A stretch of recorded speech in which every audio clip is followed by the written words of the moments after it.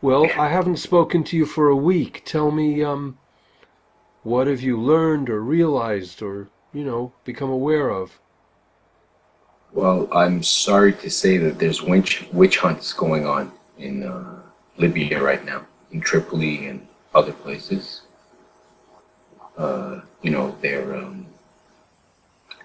They're hunting people down and killing them in their homes. I mean, you're just making me think of Iraq. In Iraq, they killed off all these professors, thousands of them. Yeah. Yes. Well, speaking of professors, I know one professor they killed with her family. They killed all the children as well, except for one infant who was a few months old. But they killed the children who were with her in the home. So She you've was got a to, very she was you've a got good to, person. She you, she she was she was against violence. She wanted everything peacefully resolved. She was very fair. Her and I used to discuss how the government should Libyan people bad news as well, more bad news, because they tried to tweak the news a little too, right, for morale. And I said that it in the long run, and in the long run, it's better to always be very upfront with the people, even if there is a war. And she was of the same opinion. Very good woman, an academic, and she didn't deserve to be killed. None. Other people have been killed. Their bodies haven't been found. The family knows they're dead, but the bodies haven't been found. they're cheap and dirty. They've probably had these professors you talked about on computer lists outside of Libya.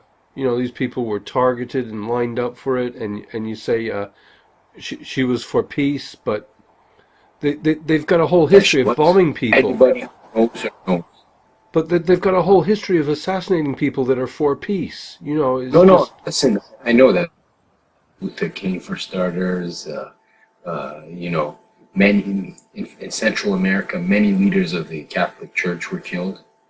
And in fact, the U.S. State Department gave a very bad answer to one of the heads of the Catholic Church. Uh, yeah. Obviously, Iraq, they killed all the professionals and academics.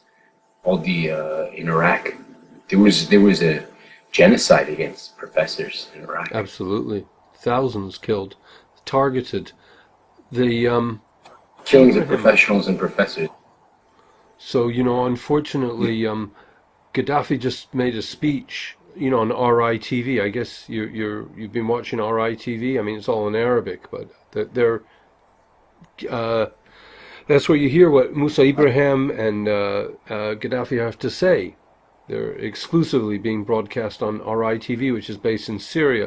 And there's a lot of solidarity now between Syria and Gaddafi.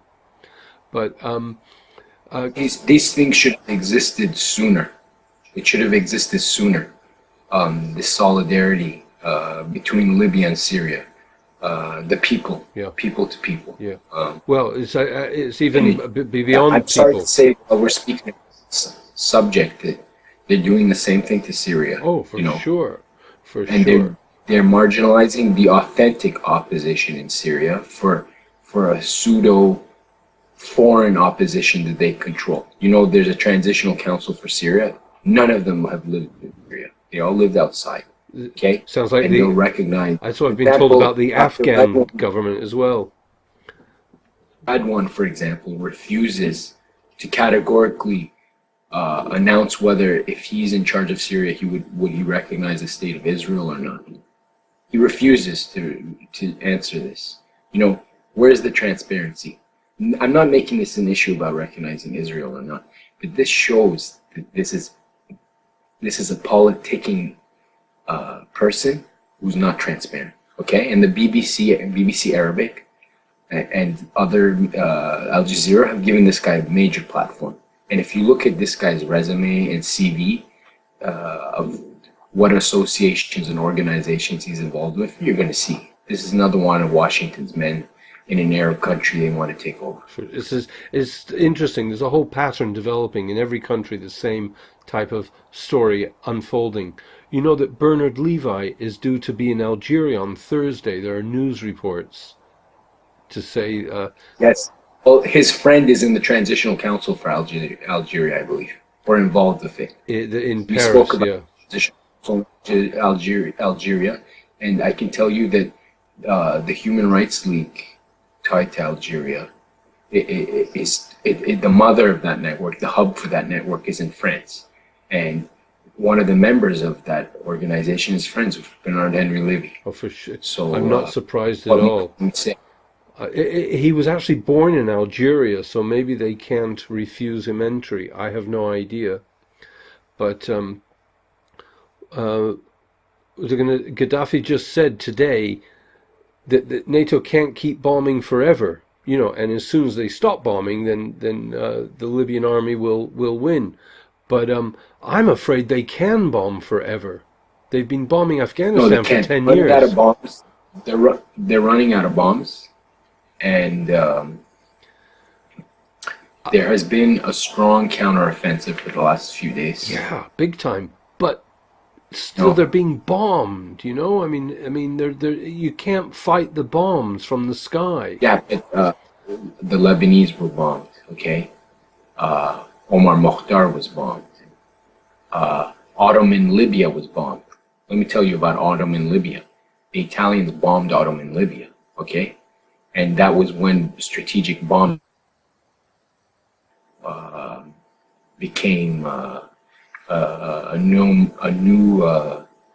strategy for war. The Italians used it against Ottoman Libya, and the Ottomans surrendered. But I don't think it was strictly on the bombings, because you can't win a war, and every military analyst knows that, by just bombing. You need boots on the ground. That's where the rebels are. That's where NATO special forces are. So the Americans sent 4 U.S. troops last week, and now they're sending another 12. Where did you learn about that 4 special? Oh, that was majorly publicized. They were given the brief to open the American embassy. That's why 4 U.S. soldiers were being sent there. Okay, but now there was 4 who were captured as well, months ago. Really? That's why I thought you were mentioning that, and there might have been. No. 4 were captured, and they were trying to negotiate for that. They've caught 17 foreigners. You know that. They were. They caught a lot of people. They caught Qatari troops. They caught Italians. Yeah. But the Libyans wanted to use all this as negotiating pieces, so they never came forward with all the evidence they had. There was people on the inside always ruining things, obstructing things on the inside. But the Libyans had an incredible amount of evidence, and they had a lot of cards they could have played at the international level, the diplomatic level. Well, it feels like the Arab League betrayed Libya more than anyone. No. Listen, the Arab League, we should not be surprised about that. They betrayed everything. It's become a gourmet dinner for NATO or the United States or Britain.